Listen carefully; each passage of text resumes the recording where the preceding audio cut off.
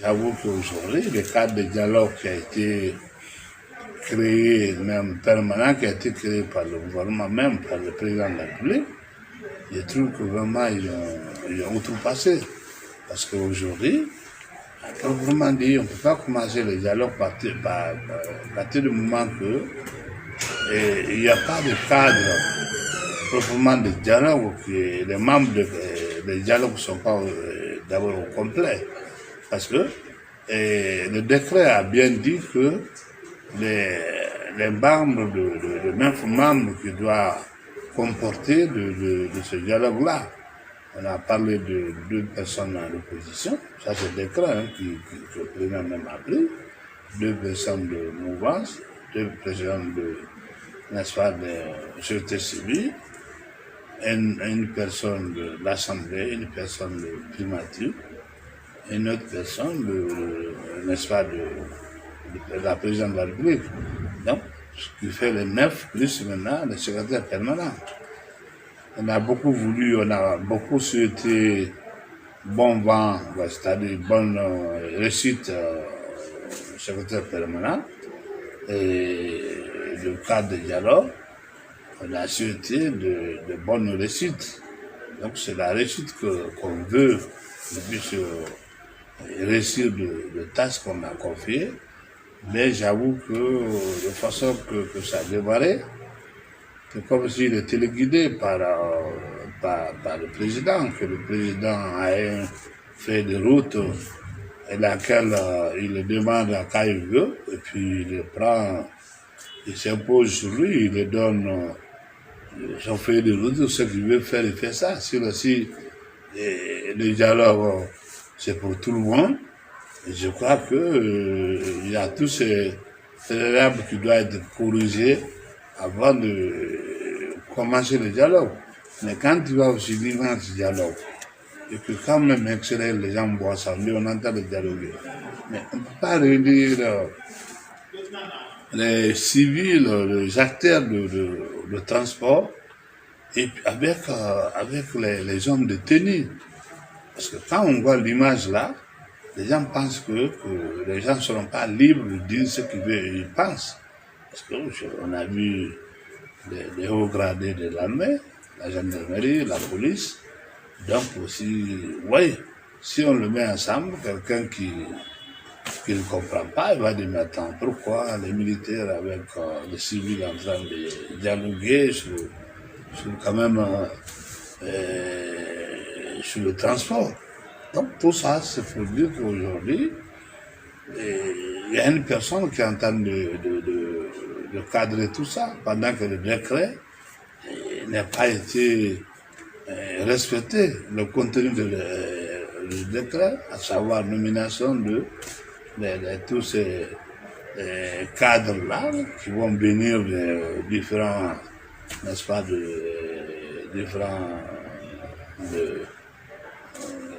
formations, que ce soit politique, sociale ou autre. Donc, sur le dialogue, proprement dit, on n'a pas de problème. Donc, voilà, on ne sait pas, on a vu, quand tu prends exemple, hier, le Burkina, le président a réuni tout le monde. Il a réuni l'opposition, il a réuni le mouvance, il a réuni plus de 40 partis hier, et il a ouvert un dialogue. Ils ont dialogué entre eux, ça c'est des preuves qu'on peut dire. Ils ont dialogué entre eux, chacun a dit ce qu'il pense et comment. Hein? J'ai même suivi l'intervention de chef de file de l'opposition burkinabé, puis la mouvance aussi qui a intervenu, le président même qui a ouvert le dialogue. Voilà un peu. Là, il faut faire participer de tout le monde. Mais une personne ou bien une entité ne peut pas parler de la République. S'il veut que vraiment que le dialogue résiste bien, il faudrait que comme on a des inquisitifs, on doit faire le dialogue inquisitif. Donc, il faut éliminer personne là-dedans, il faut appeler tout le monde.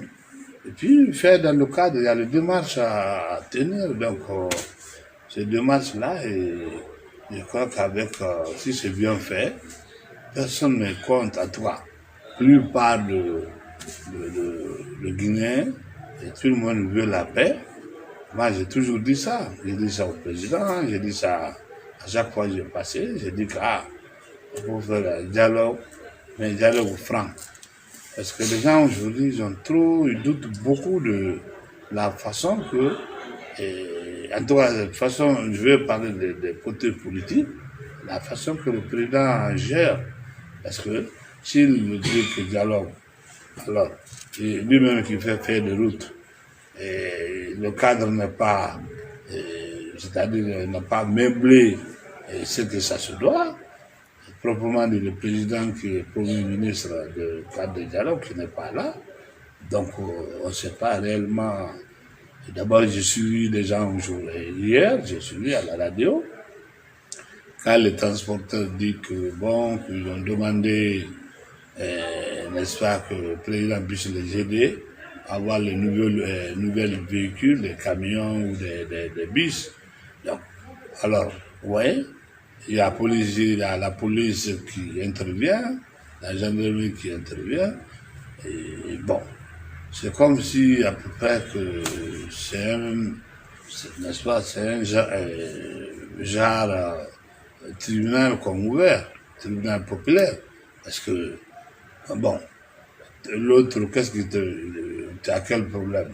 Les secondes, l'autre, il y a un qui accuse l'autre réplique, voilà, et puis, bon, ça c'est à peu près comme le tribunal. Donc, moi, je pense que c'est pas déjà le départ. Il faudrait que le secrétaire permanent de dialogue puisse vraiment consulter, s'il veut réussir, il n'a qu'à consulter les gens, les acteurs vrais, les acteurs de l'opposition, le cadre de dialogue, pour qu'ils puissent vraiment travailler librement et puis avoir un résultat. On n'est pas contre qu'on dialogue parce qu'on a des cadres politiques, on a commencé avec la politique, le décret de politique sociale. Politique, il y a des crises politiques ici aujourd'hui. Il n'y a pas beaucoup de... Les acteurs économiques, là, ils s'entendent toujours. Ils ont des ministres, départements ministériels, ils ont des directions, il y a des directions. Et ces gens-là aussi sont fédérés par les syndicalistes, centrales syndicales. Donc, tout ceci-là, normalement, et ils sont fédérés avec ces gens-là. Mais si on voit à ce niveau de détail, et je crois que le secrétaire permanent va se fatiguer. Et j'avoue que tout quiconque viendra, il va demander le moyen à l'État. Et on sait très bien que le moyen de l'État aujourd'hui, c'est maigre, même si on peut me dire qu'il n'y en a pas. Et donc, ouais, je pense que les caisses... Mais est-ce que vous avez un message à l'endroit de vos amis acteurs politiques tels que le camp de Cellou d'Alain Diallo qui pose déjà des préalables tels que l'ouverture, la libération des prisonniers politiques et l'ouverture de ces sièges, entre autres? Est-ce que vous avez un message à leur endroit dans le cadre de leur participation au dialogue? Le message que j'ai pour ces gens-là, c'est mes amis, c'est nos amis, c'est des Guinéens, c'est des frères. Donc, moi, je pense que ce que, par exemple, qu'ils ont demandé, peut-être c'est une façon de demander qui est un peu peut-être exigeant. Mais sinon, je crois que c'est normal. C'est normal. C'est pourquoi c'est normal qu'ils demandent que vraiment, parce que les prisonniers étaient dehors, n'est-ce pas, son siège était ouvert, et n'est-ce pas, avant ils montaient et descendaient. Mais il faut que la justice, comme on dit que c'est la justice qui a le dossier, la justice puisse se prononcer rapidement. Et je crois que pour apaiser, Bago vient de rentrer après 10 ans d'absence, et puis il est rentré avec tout le pompe. Ouattara a accepté pour qu'il rentre. Quand on dit c'est pour la paix, hein, on fait ça à cause de réconciliation pour la paix. Les femmes peuvent violer même la loi pour que la paix règne. Parce que c'est ça l'important. Et, n'est-ce pas? Et l'autre, on dit, Babo, il est condamné pour 20 ans pour les choses. Donc la loi veut dire que si Babo rentrait hier, tout de suite, on a dû l'arrêter. Mais à cause de réconciliation, on a laissé Babo rentrer sans problème. Ça a été négocié et tout. Hein? Il y avait certains prisonniers politiques, ils ont été relaxés. Donc tout ce qui va dans la paix, tout ce qui promeut la paix, qui peut nous faciliter pour que on a la paix dans le pays. Vraiment, moi je crois que si leurs détenus, les détenus qui sont là-bas, si ça n'empêche pas ou ça ne peut pas faire des problèmes, comme ils ont dit, problèmes de sécurité d'État, moi je crois qu'on peut vraiment les laisser parce que c'est des gens qui sont connus. Même si on peut les mettre au contrôle judiciaire pour leur dire que tu ne pars pas tel lieu, mais tu peux rester chez toi à la maison. Moi-même, j'ai été victime de ça. On m'a dit que partout il y a frontière, que ça soit terrestre, n'est-ce pas, à l'époque, je ne peux pas, on m'a interdit de me rendre là-bas. Donc voilà, ça, on peut faire comme ça, on a fait ça pour beaucoup de gens. Mais on peut essayer pour vraiment faciliter le dialogue proprement dit. Donc, voilà, moi c'est toujours au niveau du président que je m'adresse à lui. Il n'a qu'à tout faire. Quand il y a la paix dans le pays, c'est lui qui a plus d'intérêt. L'avant-hier, il était à Bouquet. Il est en train de faire venir les investisseurs. Il veut que le pays soit développé. Mais sans la paix, il ne peut pas. Sans la paix, il ne peut pas. Donc, alors c'est lui aujourd'hui qui peut mettre les Guinéens ensemble. C'est lui qui peut, parce que quand il veut vraiment, il a la disponibilité, la volonté pour que les Guinéens soient ensemble, on parle ensemble, on le fera. Parce que d'autres pays ont fait, j'ai donné un exemple de Burkina hier. Donc, les morts, l'exemple, je dis que c'est on peut, parce que moi, à moins de 3 semaines, je viens de réunir les leaders de 4 régions naturelles, n'est-ce pas, le leader politique, pour se mettre d'accord, on s'est mis d'accord pour qu'on crée une alliance. Donc ça, c'est toute la Guinée, ça. Donc cette alliance-là, on est 18 partis qui ont signé aujourd'hui. Donc voilà, donc c'est possible, si vraiment on a la volonté, je crois que c'est possible qu'on puisse faire, c'est-à-dire qu'on puisse réunir les gens et chercher la paix surtout. Sinon, le président de la République, c'est lui-même qui a plus d'intérêt qu'il y a la paix que quiconque, parce que c'est lui qui a un bilan à présenter. C'est pas une autre personne. Donc, si ça ne marche pas, s'il y a trouble dans le pays, il ne veut pas, n'est-ce pas, imbécile. Finalement, les gens vont dire qu'il n'a rien fait. Ou bien ceux qui l'ont investi, si on casse ça, aussi, tout ça, c'est ça contre lui. Donc voilà, c'est pourquoi on le conseille de tout faire. C'est un sage, c'est encore un président. À chaque fois que moi je m'adresse, je le dis, les gens pensent que je l'attaque. Moi je ne l'attaque pas.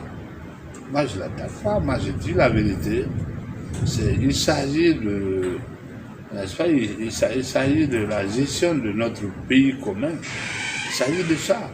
Moi, individuellement, je n'ai pas de problème avec lui. Hein? Je l'appelle grand frère, il me dit jeune frère, c'est comme ça qu'on se parle, humainement, sans problème.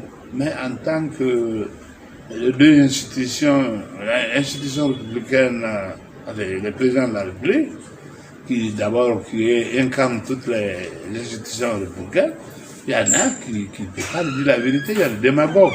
Il y a le démagogue qui ne dit pas la vérité. Et moi, je dis la vérité parce que j'ai le minimum, j'ai le moins de ma conviction, n'est-ce pas, ma politique.